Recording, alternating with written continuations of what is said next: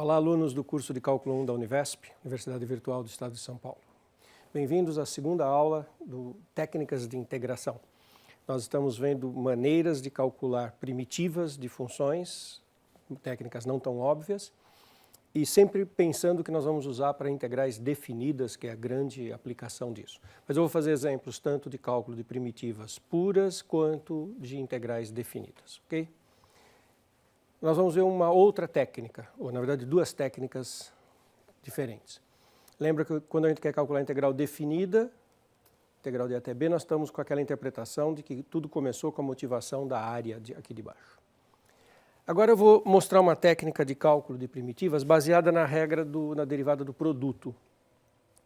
Lembra da derivada do produto? Derivada de f vezes g é f'(g), derivada do primeiro vezes o segundo, mais o primeiro pela derivada do segundo. Lembra também que a primitiva da derivada é a própria função, né? O que é a primitiva de uma função? É a função que derivando dá ela. Se eu pegar a derivada do produto, quem que é a primitiva? É o próprio produto. Se eu derivar o produto da derivada do produto, é quase que um jogo de palavras que está acontecendo aqui, certo? E o mais constante, porque na primitivação aparece essa constante genérica. Ora, então se eu primitivar, olha para essa igualdade, fg', f'g, fg'. Se eu tomar primitiva, então está aqui, primitiva de f'g, primitiva de fg' e primitiva do produto, da derivada do produto, que é fg mais constante. Agora observa bem essa igualdade e eu vou trocar esse termo de lado, vou passar para cá. Então eu vou ter a seguinte igualdade. Primitiva de f'g, fg, menos primitiva de fg', que foi aquele termo que eu mudei de lado, mais constante. Isso é uma regra geral e que a gente chama de integração por partes. Primitiva de f'g é fg, menos primitiva de fg' mais constante. Tá? Então, vamos aplicar isso nesse exemplo. Primitiva de 2x ln de x dx. Será que eu enxergo aqui o produto f'g? 2x é f' de alguém? 2x é a derivada de alguém? 2x é a derivada de x². E o ln não é a derivada, o ln é a g, porque é primitiva de f'g. Então, esse aqui é f' da x², e esse aqui é a g. Então está aqui fg, menos primitiva agora trocado, era f'g, agora fica fg'. Primitiva de f'g, fg menos primitiva, trocou, onde era f'g fica fg'. Então aqui agora a f, que é o x², e g', que é a derivada do ln, 1 sobre x. Ora, isso aqui, x2 sobre x, dá x. Então fica que a primitiva de 2x ln de x dx é x2 ln menos a primitiva de x. A primitiva de x é x2 sobre 2, que tem um menos e o mais constante. Então, primitiva de 2x ln de x dx, em relação à variável x, é x2 ln menos x2 sobre 2 mais constante. Muito rápido para fazer essa integração e nos dá a fórmula direitinho. E, é claro, você sempre pode testar se você acertou a conta, né? Fazendo o quê? Derivando para ver se volta na função integral. Se você derivar isso aqui, regra do produto, fizer todas as derivações, você vai chegar de volta em 2x ln de x, mostrando que essa primitivação está certa. Então, a fórmula de integração por partes para primitivas está aqui na frente. E a fórmula de integração por partes para integral definida. Integral de A até B, f'g, é fg calculado em AB, isso tem o mesmo significado, é o produto calculado em B menos o produto calculado em A, menos integral de A até B de fg', f'g troca para fg'. Tem um procedimento prático que a gente usa muito, se vou mostrar para vocês, eu acho que vale a pena. Claro que vocês podem ficar com essas mesmas notações que está aqui, mas eu vou usar passar para uma notação UV, que eu acho muito prático. Eu vou escrever que a integral de V du é UV menos integral de U dV, mais a constante. Então, V é uma parte, é onde tem aquela F, e du está substituindo o F', o G', o U está substituindo o G, e o dV, o V está substituindo o G, e o du está substituindo o F' dx. Aqui aparecem os dois, U e V, e aqui, então, como o meu V é o G, aqui onde tem G' vai aparecer dV. E o meu U, que era o F, onde tem F, vai aparecer o U. E fica essa forma, a integral de V du é UV menos integral de U dV, para efeito de primitiva. E se eu tiver com a integral definida, AB, AB, AB. Embora essas variáveis U e V não sejam variáveis no valor A e B, a gente vai depois sempre voltar para o X quando eu estiver fazendo isso e aí tudo funciona. Deixa eu mostrar exemplos numéricos para vocês. Calcular a integral de 0 a π de x seno de x dx. Então, eu vou ter que escolher um para ser o U, um para ser o dV. Sabe qual que é o critério, qual que é a regra, qual que é a dica para fazer isso? Chama de U uma coisa que, se você derivar, simplifique a expressão. Por exemplo, chamar U de x, quando eu derivo x dá 1. Melhora, fica mais simples.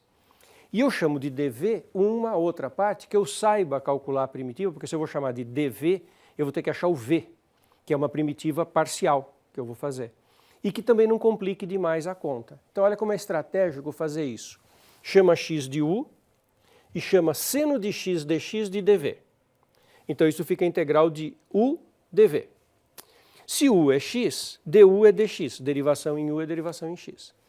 E se a derivação em V deu seno de x dx, é porque quem era que era o V? O V é a primitiva do seno, que é menos cosseno. Então eu vou fazer essa substituição nessa fórmula. Olha como é prático esse procedimento. Fica a integral de 0 a π, U dV, porque o U é x e o dV é tudo isso. Então, U dV, UV de 0 a π e VDU de 0 a π. Troca o U dV por VDU. Ora, UV é x menos cosseno. U é U e menos cosseno é V. Então já está feito esse pedaço. X cosseno de 0 a π. E aqui por que ficou simples integrar o VDU? Porque o du era só dx e o V era menos cosseno. Eu comecei com uma integral que era de x seno. E agora tem uma integral que é só de menos cosseno, que é mais fácil de fazer. Essa daqui já dá para substituir nos extremos. Faz x igual a π, dá π cosseno π, com sinal de menos, menos do extremo inferior e menos da função, 0 cosseno 0. Menos com menos ficou mais, primitiva de cosseno. Quem é a função que derivando da cosseno? É a função seno. Seno de 0 a π. Então isso dá seno, dá π aqui, olha. Aqui fica π, cosseno de π que é menos 1, com esse menos fica mais, aqui dá 0 e seno tanto no π quanto no 0, o seno dá 0, resposta π. Observe que eu saí da variável x, passei para a variável u e v, deixei os extremos de integração inalterados e voltei para a variável x na hora de fazer a conta final. E saiu já a integral definida, calculada. É prático, é bonitinho esse exemplo, jeito de fazer. Um que é bem, tem uma sutileza aqui. Fazer a primitiva de ln de x dx, calculado de 1 a e. Para usar a integração por partes, você tem que ter duas funções, a f' e a g, u e dv. E aqui eu só tenho uma. Olha que truque sutil. Eu vou olhar para esse ln de x como sendo 1 vezes ln de x. E eu vou chamar o ln de u e esse 1 dx como o dv. E claro que se eu chamar isso de dv, né, isso veio da derivação em v, é porque o v era x. V sendo x, quando eu faço dv, é 1, que é derivada de x, vezes dx. E se eu chamei ln de x de u, aí o du é 1 sobre x. Observe, eu tenho que ter alguém que eu chame de u, que quando eu derive, leve a uma simplificação. 1 sobre x não é nada complicado. E eu tenho que ter um dv que eu saiba primitivar sem complicar também. 1 para x não complicou. Então agora vamos voltar para o nosso exercício. Integral de 1 até e. ln de x dx. Eu escrevo integral de u dv, u é o ln, dv é 1 dx. uv menos integral de v du. U é x, u é ln, v é x, que menos agora a integral de v du, u era ln, dv du é 1 dx, 1 sobre x dx, v é x, isso aqui cancela, dá 1, cuja primitiva é x. Então, esse já está substituído no extremo, põe x igual a e, põe x igual a 1, aqui eu tenho, cancelou, deu 1, então a integral de 1 dx, que é x, de 1 até e, aqui fica e ln de e, que dá e, ln de 1 é 0, e aqui dá menos e menos, né? Um menos da fórmula e o menos do extremo inferior de integração, mais 1, cancela e dá 1. E observa que se você olhar o meio da minha conta, houve um cálculo da primitiva. Sabe quem é a primitiva de ln?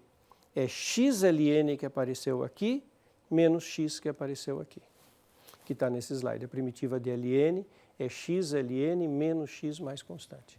Não preciso explicitar a primitiva, mas se eu olhar com carinho o que foi que eu fiz, a primitiva aparece. Mais um, primitiva de x elevado a x. Chamo u de x, porque esse eu vou derivar, quando eu derivar vai simplificar, du é só dx.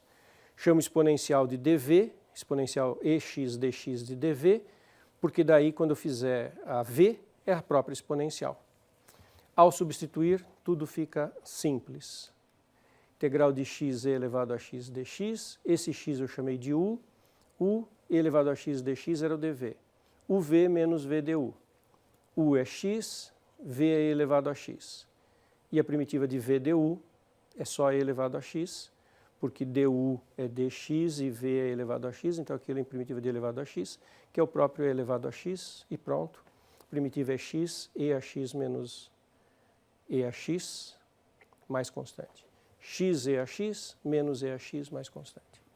Funciona tudo bonitinho e a gente consegue calcular tanto primitivas quanto integrais definidas.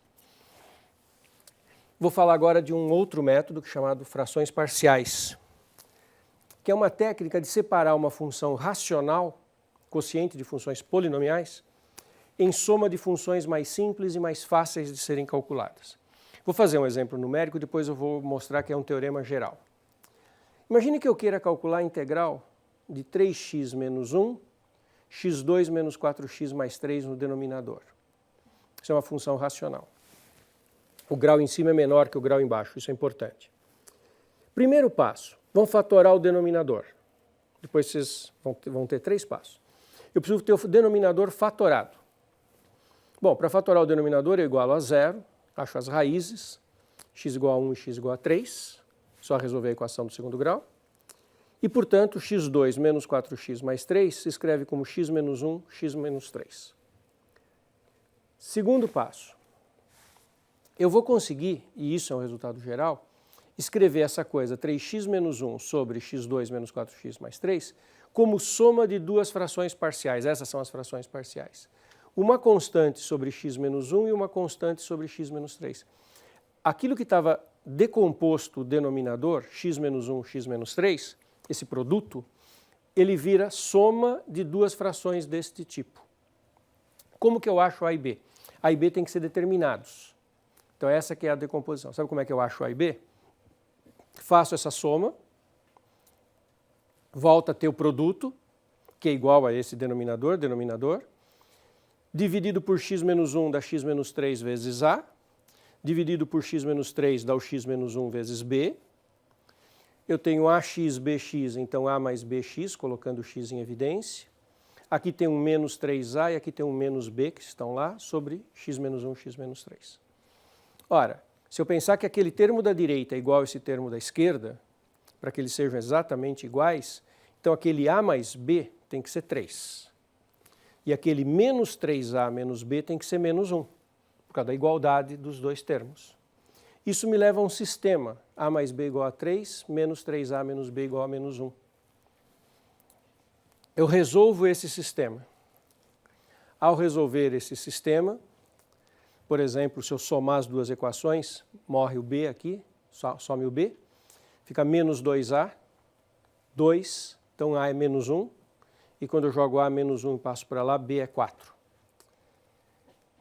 Então, a minha expressão ficou escrita como menos 1 sobre x menos 1 mais 4 sobre x menos 3. E a última passagem a última parte, agora fazer a integral dessas partes parciais que são mais fáceis. No exemplo concreto, esse menos 1 fica aqui para frente e da primitiva de 1 sobre x menos 1 é ln de x menos 1 em módulo. Esse 4 vem para frente, primitiva de 1 sobre x menos 3 é ln de x menos 3 em módulo e a constante. Propriedade do logaritmo, né? Esse coeficiente numérico aqui pode ser olhado como expoente do argumento. Então, o x menos 3 fica a quarta, o 1 sobre x menos 1 e fica ln deste quociente mais constante. Eu acabei de usar nesse exemplo a seguinte observação. A primitiva de a vezes x mais b, se põe o a para frente, fica 1 sobre x mais b, isso é ln do módulo de x mais b. Pensa que você vai derivar essa expressão. Constante, constante.